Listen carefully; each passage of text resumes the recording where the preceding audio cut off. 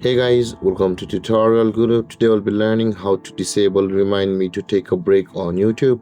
And now let's dive right in. Now to disable the remind me to take a break alarm or function on YouTube, first open up your YouTube app on your phone, and after opening your YouTube app guys, on this interface at the bottom right corner of the screen you can see the U button available for us.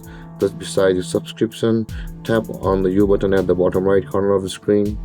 And when this interface appears, again tap on the settings or the gear icon at the top right corner of the screen, and over here tap on the general option which is at the top of the screen. And you can see guys, at the top it says remind me to take a break, and it's set for every 2 hours. Now in order to disable your remind me to take a break on YouTube function, tap on the toggle icon at the right side of this function. And with that being done guys, your remind me to take a break on YouTube will be disabled. And guys, this is how to disable the remind me to take a break on YouTube. And if you have any confusions or questions regarding the topic, feel free to comment in the comment section below.